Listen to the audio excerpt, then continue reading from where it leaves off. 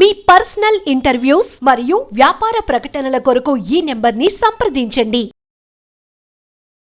నమస్తే, నేను మీ Gopi. Welcome back to మనం టీవీ. ప్రస్తుతం మనం చూసుకోవచ్చు, రెండు తెలుగు రాష్ట్రాల్లో ఒక టాపిక్ అయితే బాగా వైరల్గా మారింది. అదే మంచు వారి టాపిక్. సో ప్రస్తుతం అయితే జన్పల్లి ఫామ్ హౌస్ నుంచి మంచు మనోజ్ అయితే బయటికి రావడం జరిగింది. అదేవిధంగా వాళ్ళ భార్యను తీసుకుని కారులో అయితే బయటికి వెళ్ళిపోవడం జరుగుతుంది. సో వెళ్ళిపోతూ ప్రెస్ మీట్లో భాగంగా ఆయన ఏం చెప్పారంటే, కేవలం పోలీస్ శాఖ మాత్రం మా నాన్నగారికి మద్దతుగా వ్యవహరిస్తున్నారు, నాకు మాత్రం వ్యవహరించట్లేదు. పోలీస్ శాఖ కేవలం మా నాన్నగారికి వెళ్ళే ఉన్నట్టుగా మంచు మనోజ్ అయితే చెప్పడం జరిగింది. అదేవిధంగా నా పర్సనల్ సెక్యూరిటీ కూడా నన్ను బయటకు పంపించారు, నా దగ్గర నుంచి వేరే సెక్యూరిటీ లోపలికి వచ్చింది, నాకు ప్రాణహాని ఉందన్నట్టుగా ఆయన బయట చెప్పడం జరిగింది. సో ఇదే అంశం గురించి మరింత తెలుసుకోవడానికి మా కరెస్పాండెంట్ రాఘవ ఉన్నారు, ఆయన తెలుసుకుందాం. రాఘవ, చెప్పండి, అసలు ఏం జరుగుతుంది అక్కడ?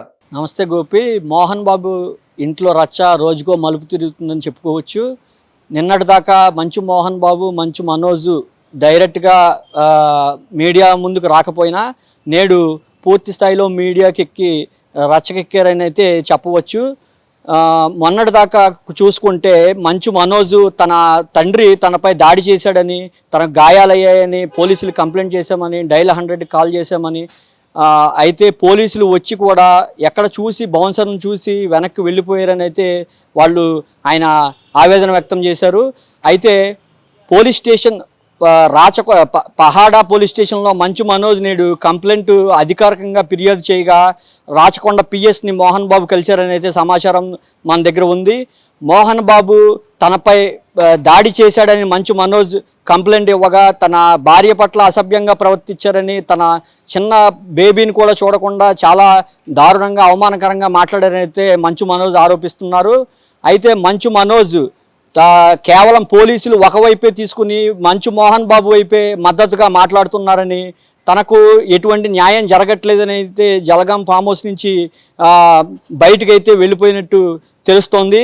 అయితే మీడియా సమావేశంలో మాట్లాడుతూ తనకు న్యాయం చేయాలని, న్యాయం చేసేదానికి నేను ఆంధ్రప్రదేశ్లో కానీ అటు తెలుగు రాష్ట్రాల్లో కానీ ముఖ్యమంత్రిని కానీ ఉప ముఖ్యమంత్రి పవన్ కళ్యాణ్, చంద్రబాబును, ఇటు బట్టి విక్రమార్కను, రేవంత్ రెడ్డిని కూడా కలిసి సమస్యను చెప్తానని, ఇది కేవలం ఆస్తి కోసం కాదు, తన ఆత్మగౌరవం కోసం, ఒక భర్త మగాడిగా తనపై ఏ రకంగా దాడి చేసినా పర్వాలేదు కానీ ఆడదాని పేరు ఇన్క్లూడ్ చేసి నా భార్యను పిల్లను కూడా అవమానిస్తున్నారని మంచు మనోజ్ అయితే ఆవేదన వ్యక్తం చేస్తున్నారు.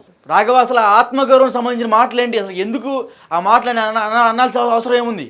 ప్రధానంగా చూసుకుంటే మంచు మనోజ్ కేవలం తన ఆస్తి కోసం కాదు, ఆత్మగౌరవం కోసం, తన భార్య పిల్లల ముందు నన్ను అవమానించారు, నాపై దాడి చేశారు అని అయితే తీవ్ర స్థాయిలో విమర్శలు బయటికి ఆయన నేరుగా చెప్తున్నారు. అయితే కేవలం ఆస్తుల కోసం కాదు, విద్యానికేతన్ తన విద్యా సంస్థల్లో ఏవో అవకతవకలు వచ్చాయి, అది బయటికి తన తండ్రికి చెప్పగా తన తండ్రి కూడా వినయ్ అనే వ్యక్తితో కలిసి ఎదురు దాడి చేసి తనని గాయపరిచారని అయితే మనోజ్ అయితే వారి అభిప్రాయం చెప్తున్నారు, వారు జరిగింది చెప్తున్నారు. రాఘవ, ఒకటి మనం చూసుకోవచ్చు, గత 2 రోజుల నుంచి అయితే ఇదే టాపిక్ వైరల్ అవుతుంది. సీసీ ఫుటేజ్ మొత్తం, అదేవిధంగా హార్డ్ డిస్కులు కూడా వినయ్ అనే వ్యక్తి, అదేవిధంగా ఒక 10 మంది అనుచరులు కలిసి ఇవన్నీ మాయం చేశారన్నట్టు చెప్తున్నారు. సో ఈ అంశం గురించి ఏమన్నా మాట్లాడారా? అదే మంచు మనోజ్ మొదటగా డైల్ 100 చేసి పోలీసులను కలిశారని, ఎస్ఐ వచ్చి తన ఇంటి వద్ద బౌన్సర్లను చూపించగా వారు దాక్కున్నారని చూసి మేము మీకు ఖచ్చితంగా సెక్యూరిటీ అరేంజ్ చేస్తామని చెప్పారని, అయితే తన బౌన్సర్లను బయటికి పంపించి కానిస్టేబుళ్ళు మోహన్ బాబుకు మద్దతుగా వేరే వారిని సిబ్బందిగా వీరికి సెక్యూరిటీగా పెట్టడం మంచు మనోజ్ తీవ్ర స్థాయిలో అభ్యంతరం వ్యక్తం చేస్తున్నారు. తన సీసీ ఫుటేజ్కి సంబంధించిన హార్డ్ డిస్క్ కూడా వినయ్ అనే వ్యక్తి తీసుకువెళ్ళారని కూడా ఆయన తెలియపరుస్తున్నారు.